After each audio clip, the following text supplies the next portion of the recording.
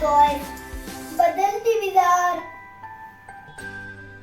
विजार कुठे ते पंजोबा विजार?